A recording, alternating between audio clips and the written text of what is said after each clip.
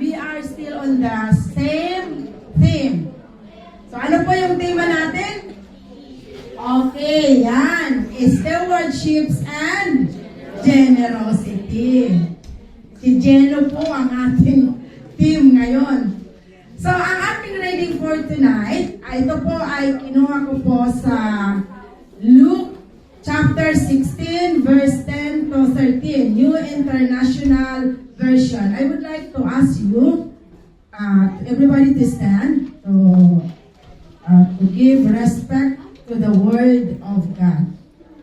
So, Luke 16, 10 to 13. Sabi nito, whoever can be trusted with very little can also be trusted with much. And whoever is dishonest with very little will also be dishonest with much. So, if you have not been trustworthy in handling worldly wealth, who will trust you with true riches? And if you have not been trustworthy with someone else's property, who will give you property of your own? No one can serve two masters. Either you will hate the one and love the other, or you will be devoted to the one and despise the other. You cannot serve both God and money. Amen po ba? Amen. Okay, let us bow down our heads. Hallelujah, O God. Lord, as your people come today, O God, they come to the Lord. I know they are seeking for your word, O God. They come today or tonight, Lord, because they want to experience your awesome presence, O God. They come tonight because they want to hear your voice. They want to hear it audibly, clearly, O God, with no confusion, O God.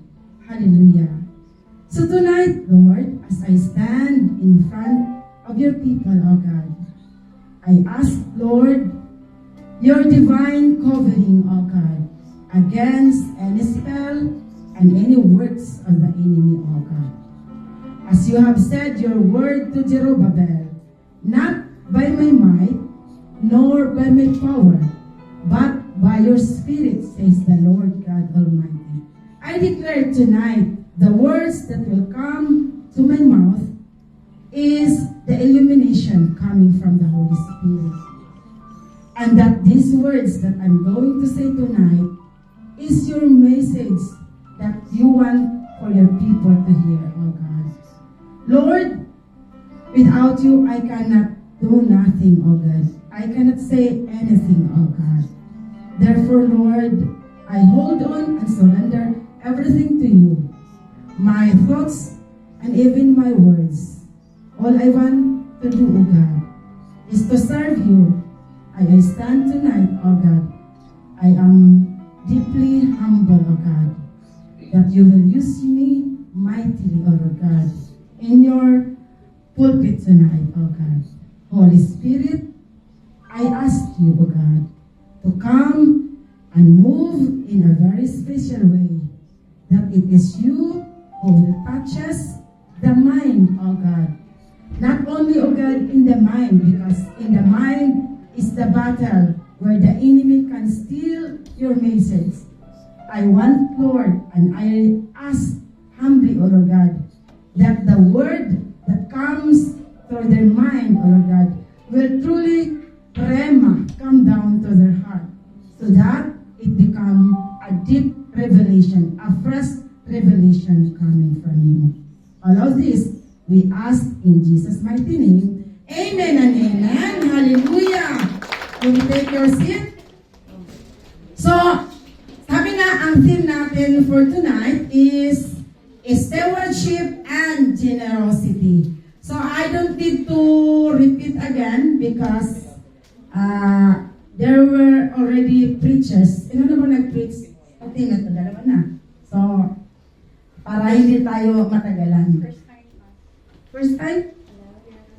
The first week. Second time. Okay. Okay. So, thank you.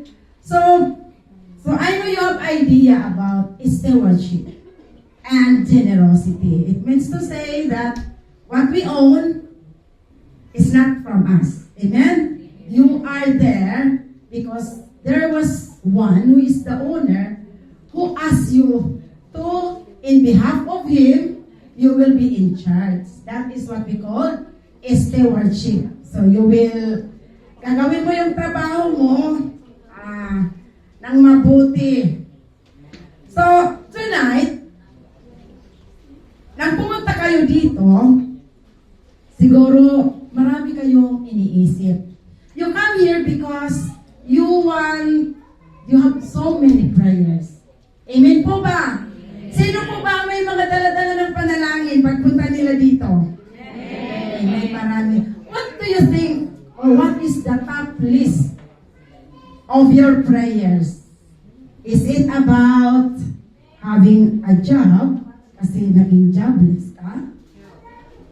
Ouch! So is it about, you want, what we always think about prosperity. Amen? Or wealth. Amen? Or what is your prayer? Is it about a relationship that is broken, or you want it to be mend again? So ano pa ba? Or if you are in the ministry as worship leader, you want your voice to be more angelic, that it will touches the heart of everyone who hears you. Or if you are a leader, that you have more power. Ano power? So you want anointing, amen? That as you lay your hand, there will be healing.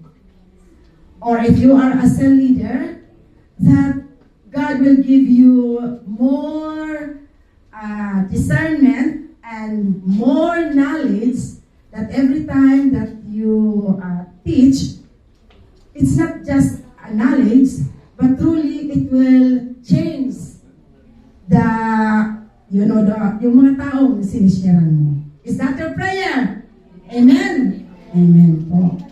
So, this is what we are going to talk about. In our verse tonight, kung babasahin po natin ang Luke chapter 16, starting 1 to 10, because our verse is focused on 10 to 13. Ang story po doon, it's about the parable of a dishonest manager. Si manager po ang pag-uusapan natin. Si manager po ay, ano ba sa Tagalog, magulang? Or how do you call it? So he's a dishonest manager. So the owner, of course, may mga marites, it reaches to the ears of the owner. So what was the decision of the owner? Is to, tapos ka, wala ka ng work. So, here is this honest man. This manager said, what will happen now that I no work? What should I do? So, wala akong alam na trabaho. Ang alam ko lang trabaho ito. Paano na ako? So, what was his move? Pinatawag niya ang lahat ng may utang sa kanya. Aray ko po, sa mga may utang. Sabi niya, yung may utang ng 1,000, ang babayaran mo na lang 500. Alam mo yung gano'n nagbigay siya ng deal. And the owner knows about it. Do you know what the owner said? He even appreciated what the man is doing. So for me, at the first, it was a question mark. Why? Why there is like positive? Because according to the owner, can you see this dishonest man? He knows what he's doing in order to have wealth here on the earth. How about you? As Christians, what are you effort to have treasure in heaven? Yun po yung takeaway doon. Na if this honest person have efforts in order to have what they call resources, to prepare, how about us? How do we prepare? It means to say that man prepare his future by building relationship sa mga nakautang sa kanya. Amen? So, this is the lesson. And then, God shifted it to, or Jesus shifted the parable in number 13 to 16, which is 10 to 13, which is my focus on my verse tonight. So, ito po yung general truth. Okay, so he shifts the lesson from being dishonest handling of money to much deeper truth about the character, honesty, and ultimate alliance. Your handling of temporary, or we call it the little life, proves your fitness for the eternal, which is the eternal is that much that we will have in heaven. So what is the general truth? Sabi nito, yan po, that is you and me. Every Christian's use of earthly resources acts as a proving ground. Ito po is the evidence to reveal their true spiritual master. So who is our true spiritual master? God. Amen? So how we use our earthly resources, or how we act in using our earthly resources, will tell people around you who your God is, who God is in your life. Amen? Oh, just like kapag ang pag-uusapan ang malita gang, you know who is their God. Amen? Oh, sample lang yun. Not too much. It's not allowed. So what do you think? What God expects you to do?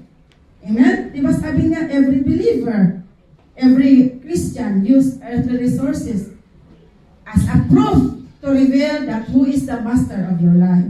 So the question is for us, for you and me, is who is our spiritual, our true spiritual master? Tanungin niyo sarili ninyo. Sabi niyo sarili, who is your true spiritual master? Amen. So because it's only you who can answer the question. So what God expects you to do? The first one, may exam pala. God expects you to pass. Ayan po. Ano pong ipapass? Number 1, the test of the heart. Sige nga, put your right hand on your heart. Sabihin mo, heart, tama ba ang puso ko? Amen. Sige, hinga. Hinga. Mabigat ba ang puso? In love.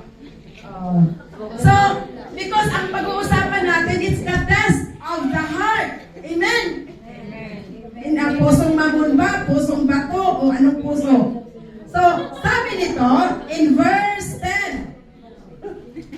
In verse 10, it says here, whoever can be trusted with very little can be also be trusted with much. The word there is whoever. If we talk about the word whoever, it's not specific. It can be you, siya, lahat tayo dito. Amen? Sino ba ang can be trusted here? Whoever can be trusted with little will be trusted also with much. At sabi nito, so it is conditional. Amen? Dalawang katotohanan. One person is a person that can be trusted with little, at ang mangyayari po, he can be trusted with much. And another one, which is the nega, who can be trusted cannot be trusted with little, also cannot be trusted with much. Amen? Did you get the point? If I will ask you, Is it an opinion or is it a fact? Pag opinion, ano bang opinion? When you say this opinion, parang katang-isip lang. Amen?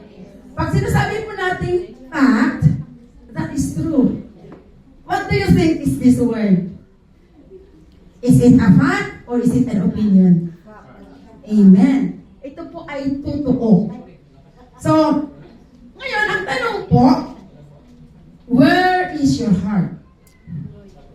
Kasi napaka-importante po, when Jesus was telling this verse, He was looking directly to the disciples as if Jesus was reading them one by one, telling them about the key word here is trust. Amen? So, dito ay pinapakita, ano po yung katotohanan? Earthly resources. What are earthly resources? Anong meron ka? Alahas. Lupa. Bahay. O ano pa? Magandang trabaho. Ano pa? Gwapong husband. Diba? Ano pa? Mabait. Oh, masunurin na husband. Ay, baliktad pala. Masunurin na asawa. Amen. So, sabihin natin, relationship. So, these are what we consider earthly. Amen? Sabi nga, earthly resources are considered little in the economy of heaven. It means to say, what our hearts desire much on earth actually is little if we compare it to the treasures that we will have in heaven. Amen or no amen? Amen. Amen. But then the question is, why it is easy for us to give? Why it is very easy for us to forget God? Amen. Why it is easy for us to what? To choose other priorities than what is for God. Oh, di ba? Sabi nito, faithfulness, sa Tagalog, anong faithfulness? Ang pagiging matapat. Faithfulness is not measured by the amount you have, but by the management of it. Maraming mayaman, palagi pa rin kulang. Amen? Marami namang tamang-tama lang yung sahod, pero masaya siya. Hindi siya stress. Amen? Sabi nga, faithfulness is the prerequisite for greater spiritual assignments. Ang Diyos ay magbibigay sa atin ng, kapag tayo ay matapat, magbibigay si Lord sa atin ng mga gagawin para sa kanyang kaharian. So, napaka-importante po, our daily faithfulness. Ang ating pagiging matapat po started with what we are doing daily. Example, sa ating mga anak, di ba? Sa mga nanay dyan. How do we know that our children can be trusted? Di ba? Paano natin malalaman na ang mga anak natin ay mapagkakatiwalaan? Di ba? Unang-una, di ba hinay-hinay natin silang binibigyan ng kanilang freedom? Amen? But we are monitoring them. Amen? So we observe them, how our children handle the responsibility. Example, this is your assignment in the morning, ikaw magluluto, ikaw maghuhugas, and whatever. When we see that they are doing it, then we know that they are responsible. Therefore, we give them more. Amen?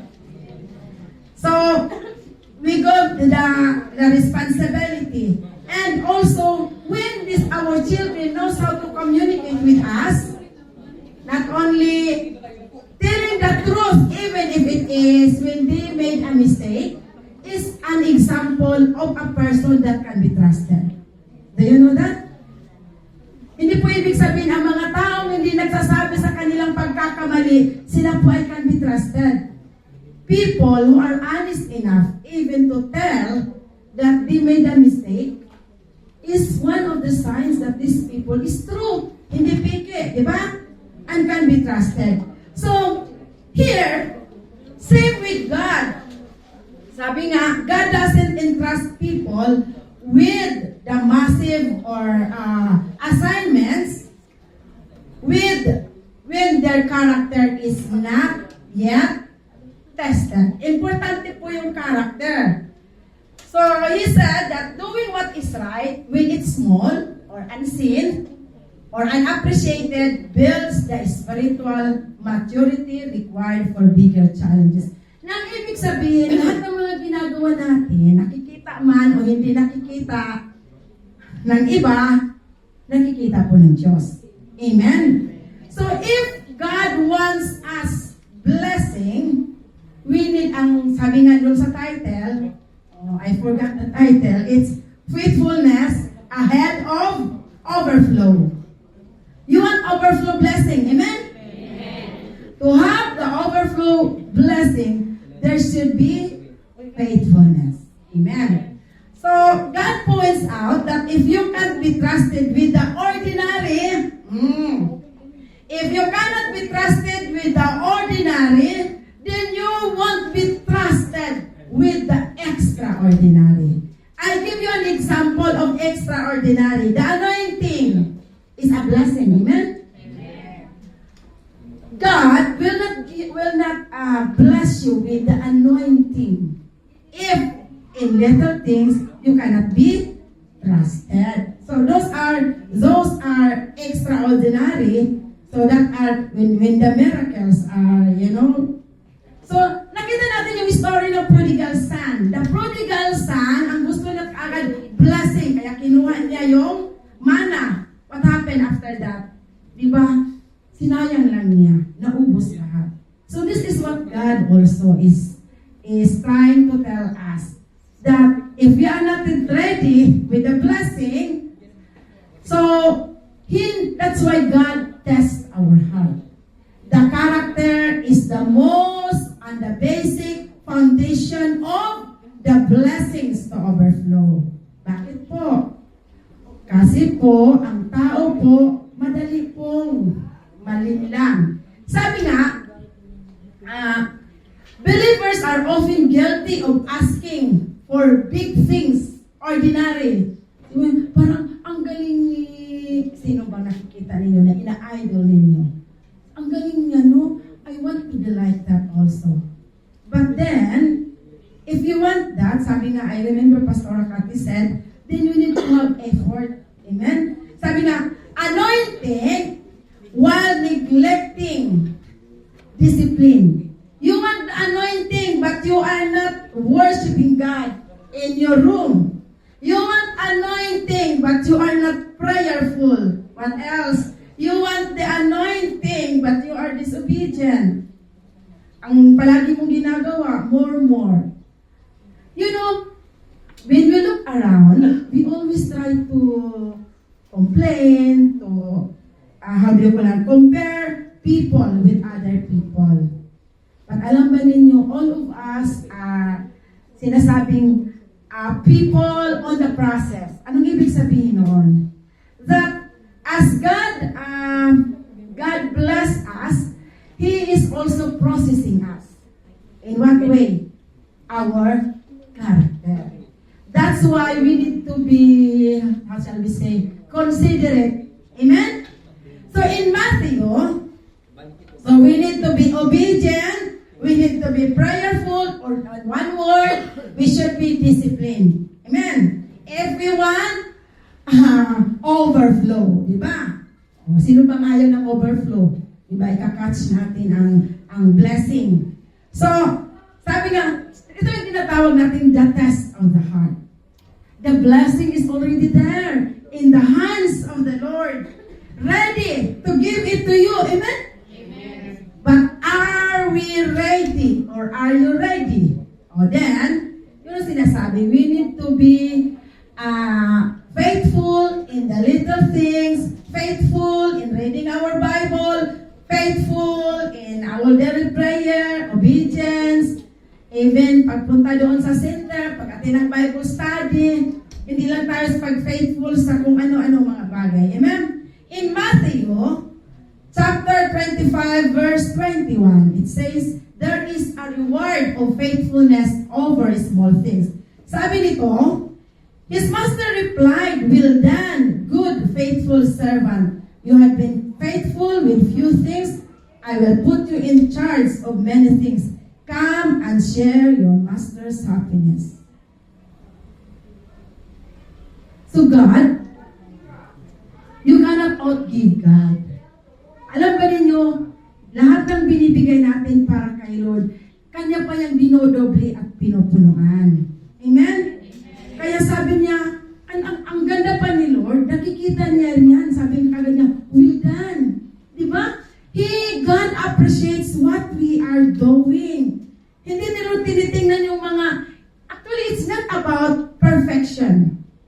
Kasi gusto na ba ang tao, kailangan ito perfect, kailangan ito. It's about diligence.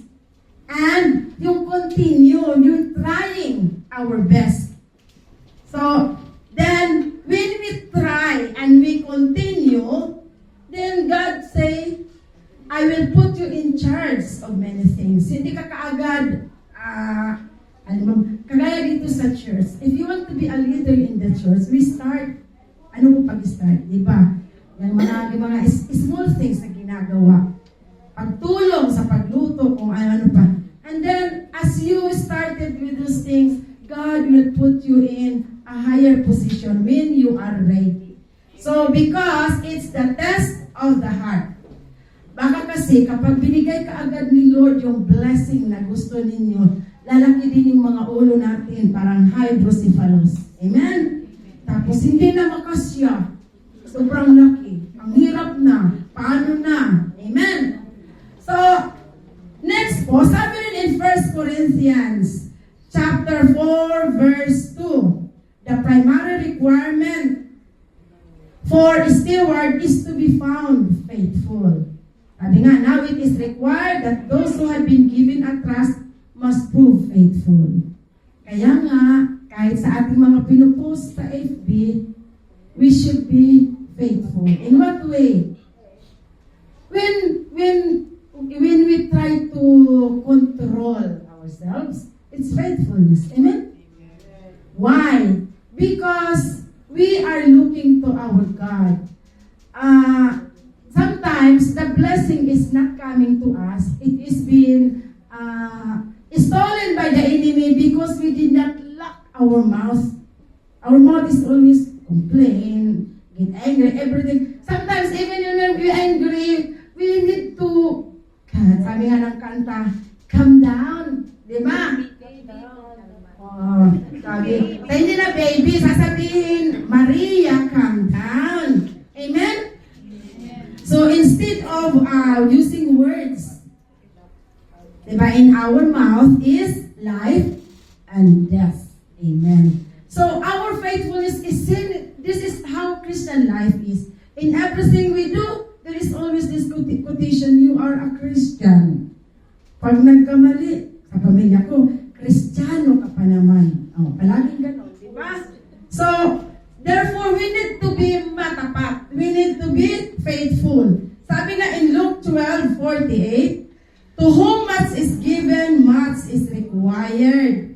Sabi nga, but the one who does not know and does things deserving punishment will be beaten with few blows.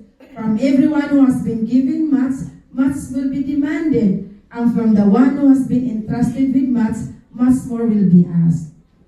Ito po ang katotohanan. The more that we know God, and the more we know the more we know the Bible, the more God, God revealed to us the mystery about life, about Him, and the more He give you that authority, sabihin na lang natin, leader, the more is expected to us. Kaya nga, kung pwede pang sabihin, pwede ba? Kung maiba, balik ko lang. Di ba? Parang gano'n, no? So, ang ibig sabihin, we cannot, what I want to tell you, we cannot hide. Amen? Amen. When you receive Jesus as your Lord and personal Savior, you need to embrace that reality that you are a Christian. Because you are a Christian, you must be faithful.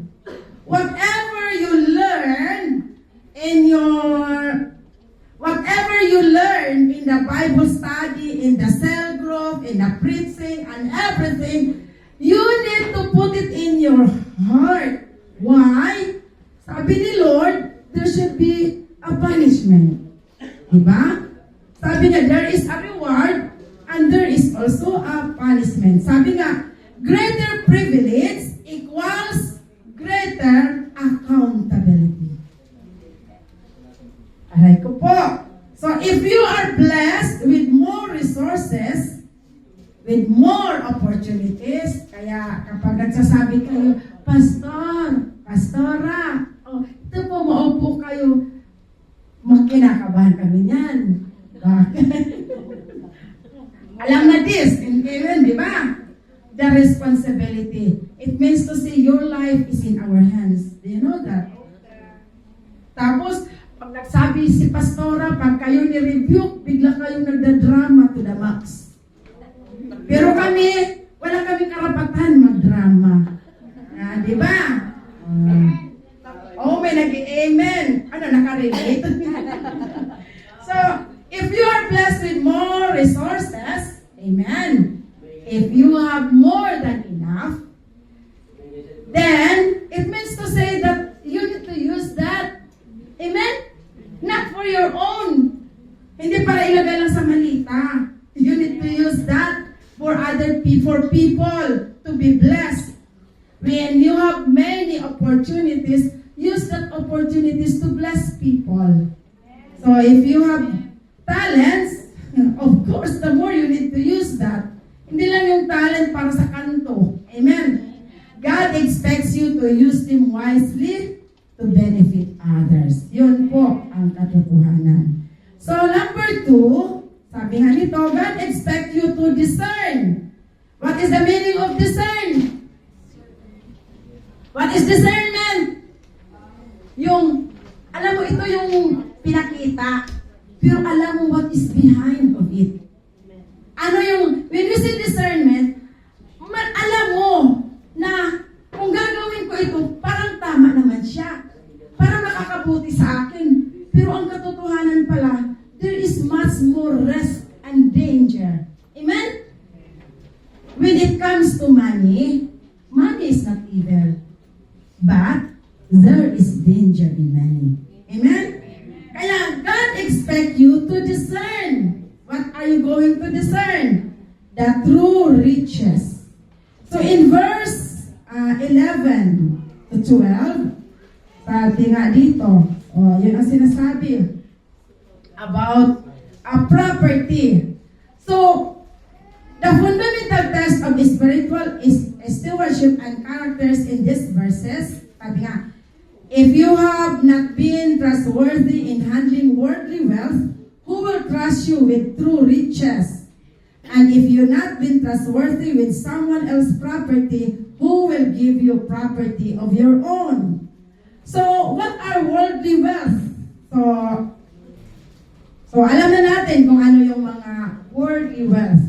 But what we are talking now is, what are true riches? So, ano ba talaga ang totoong kayamanan? Ang totoong kayamanan po, yung relasyon mo sa Diyos. Amen? And, sabi nga, the secret of happiness, of course, is your right relationship with God, right relationship with your family, and right relationship with the people around you in the company where you are in. Amen? Minsan kaya, sometimes we did not see this as riches. You know, when you go to work, and then you can smile to people, and people smile at you, it's kayamanan. Amen? So, it's riches. So, it says here that, spiritual. So, true riches can be your anointing. True riches can be your calling. Amen. True riches is when you become a child of God. True riches is your salvation. Amen. True riches is when you share the word of God to others, to your family. That is true riches. That riches cannot be stolen by the enemy. And that riches is, how do you call this one? It is in heaven. It is counted in heaven. So your spiritual influence to other people is riches. Anything you do for the kingdom of God, anything you offer for the kingdom of God, either your wealth, your time, your effort, is through riches. Or we call it prosperity. Because prosperity is not always about money. Amen?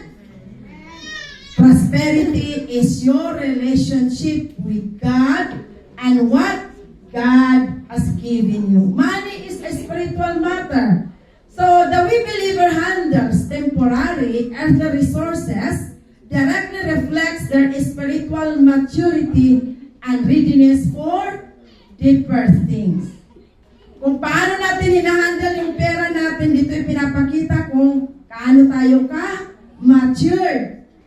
So, the management of material position is not separate from your walk with God. So, your financial integrity, your generosity, your stewardship act as a test. So, if you fail the test, in the natural, God cannot trust you in supernatural. Kaya, you must have discernment, distinguishing between the unrighteous worldly wealth, which is temporary, and the true riches, which is spiritual authority and divine trust and eternal rewards. Kaya mga kapatid, sa buhay natin, what we are going to seek, sabi nga, seek the Lord with all your heart, and everything will be added to you. Amen? Yun po yung isang memorize ninyo na verse. Kanta pa ngayon eh. Amen? So, sabi ni, you should understand that everything we have is a loan from God. Everything what we have, it's not ours. It's from God. So, true wealth is the ability to use what God has entrusted to you for kingdom purposes and blessing to others. So, kung ano ka man, anong mayroon kang wealth, it can be your resources, it can be your brain. Amen? When you use it to the church, that is for God's kingdom. Amen? Sa admin, sa ministry, we should not be, how do you call this one, satisfied of being opoers. You know what is opoers? We make opo all the time. Diba? Hanggang masinaw, sa Bisaya pa nisinaw na ang lingkuranan. Means to say, you do something for God, then it can be a true riches. Amen? 1 Timothy, sabi nga, 6:17 to 19, using earthly wealth to lay hold of life that is truly life. So, sabi nito, command those who are rich in this present world not to be arrogant, not to put their hope in wealth. Una pong command, do not put your trust on your money. Kasi pag tulog mo, may magnanakaw. Minsan ang magnanakaw, mga anak lang din natin, ano? O kung hindi anak, asawa, or husband, or what else. So do not put your trust in money. Hindi, now which is so uncertain, but to put their hope in God. Because sometimes people change when they have maletas of money. Amen? Amen. But these things will vanish. Amen? So, kaya this is one. Sabi nga, but put your trust or surrender to God who richly provide us with everything for our enjoyment. Amen? Di ba pag nag-praise and worship tayo kay Lord, we enjoy a lot. Amen? There is that feeling that is so much. That awesome feeling na hindi natin maranasan sa ibang lugar. Sabi in verse 18, command them to do good, to be rich in good deeds. O yan daw. Mag-rich tayo sa mga mabuting gawa, and to be generous and willing to share. In this way, they will lay up treasure for themselves as a firm foundation for the coming age, so that they may take hold of the life that is truly life. Saan po natin ilalagay ang treasure? In heaven. So in Ephesians chapter 1 verse 3, the believer's spiritual blessing in the heavenly realms. Sabi nga, praise be to God and Father of our Lord Jesus Christ, who has blessed us the heavenly realms with spiritual blessings in Christ. Ano po yung spiritual blessings natin? The love of God. Amen? Forgiveness. Ang dami nating blessing. Amen? Peace of mind. Yung pagkakilala natin sa Diyos. Amen? The divine protection. Yung mga anghel na kapalibot sa iyo. Those are divine blessing, spiritual blessing that is coming from God. In Proverbs 3:9-10, honoring the Lord with your substance to experience increase. Anong sinasabi dito? That honor the Lord with your wealth, with the first fruits of your crops, then your barns will be filled with overflowing, and your vats will brim over new wine. So, every believer, that every resource, that is not something to be hoard. Ano ba yung hoard? Tinatago para dumami. But, it is a tool to advance God's kingdom and to prove one's faithfulness to the Lord. Amen? Kung anong mayroon tayo, gamitin natin para po sa kaharian ng Diyos. Amen. So, the last one, faithfulness. Okay. What God expects you to do, God expects you to cultivate the life of generosity. Kino-cultivate po yan, di ba? Una, mahirap yan. Pero nagiging lifestyle na siya, magiging madali na. Kaya nga, no one can serve two masters. Kaya ang unang tanong, sino po, who is your master? When you identify your master, that is God, it will be easier for us to live a life of generosity. Sabi nga, either you will hate the other and love the other. So, hindi po pwedeng, yung, sana, dalawa ang puso ko. Hindi pwede. Sabi ni Lord, isa lang. Dapat. Kasi, or you will be devoted to one and despise the other. Ang sakit naman pag nidespise mo pa yung isa. Dapat lang isa lang. No. God should be your master. Not anyone. Amen. Amen. Oh, very good. So, sabi nga, it is a warning. Warning na sa atin. Ang ating master si God. Kaya all that we have here is temporary. So, ito po yung danger. Pag sinabi kasing mammon, nagre-represent po siya sa material good things and other position. I am not telling you that money is sin. Amen? The love of money is the root of all evil. Tanggalin mo yung love. Use the money as a tool. Do not be a servant of the money. The money should be your servant. Hindi na sabihin, ayun na, hindi po ako makakapagsimba ngayon dahil po magpa-part-time ako. Ay, hindi po ako makakapagsimba ngayon. Ang daming rason. Hindi po makakapag-Bible study. Sige na, daming rason. Uy. Wala pa akong alam. Ang sabi nito, what you should do as a believer. Number 1, check your priority. Amen? So, it is a challenge for the believers to look inward and ensure your decisions are driven by love for God. Not by cash. Ba yung pera? And comparison, worldly mindset. hindi makatulog kapag wala ng pera.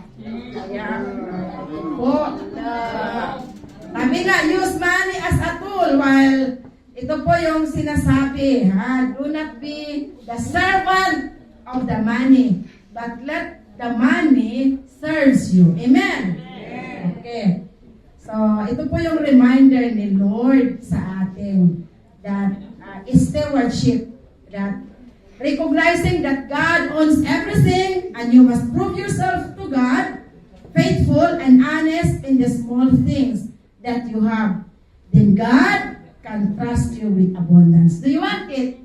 Do you want overflow abundance? Yes. Say amen. Yes. So generosity is an act of spiritual warfare. Oh, bakit?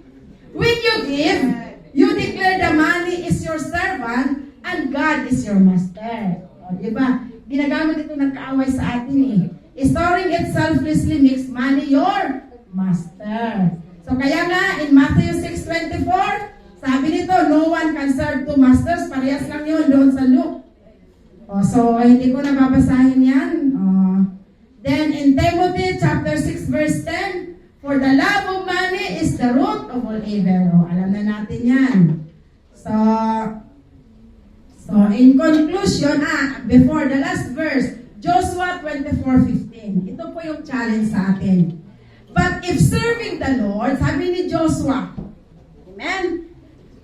But if serving the Lord seems undesirable to you, then choose for yourselves this day whom you will serve.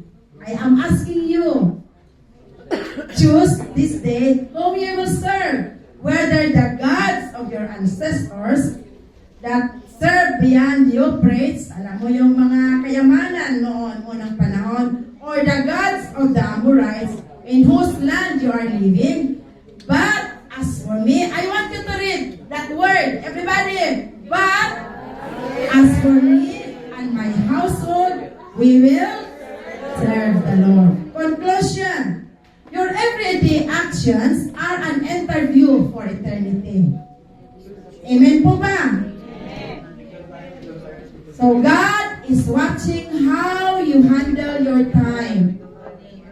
He is watching how you handle your money. And He is watching how your daily responsibilities.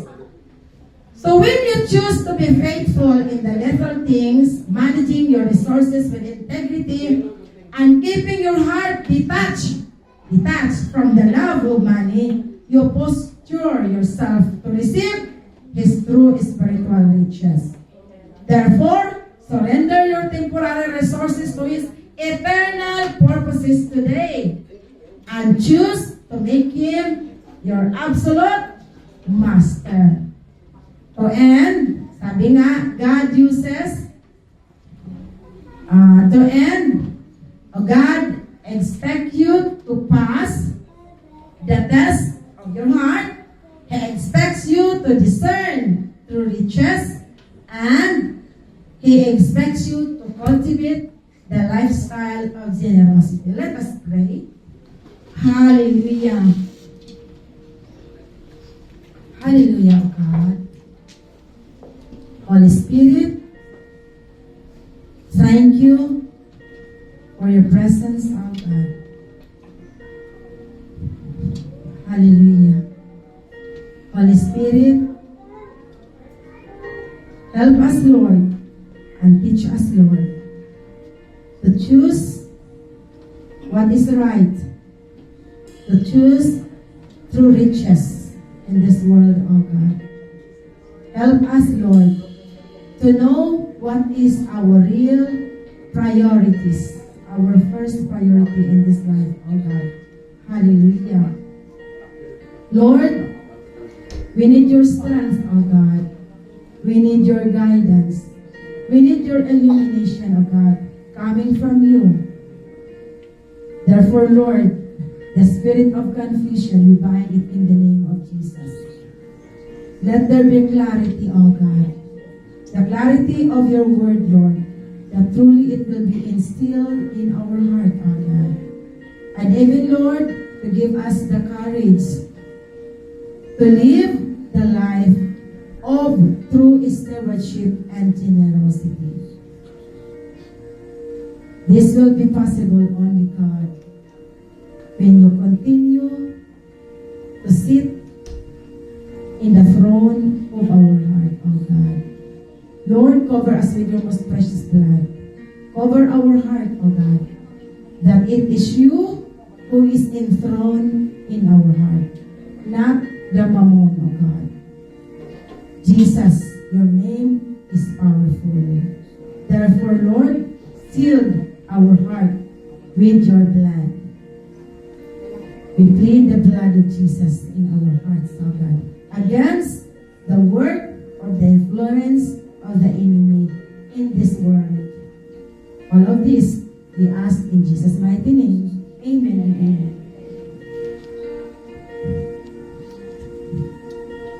Somebody here tonight, you came here and you have heaviness. And you think that your life is hopeless. And you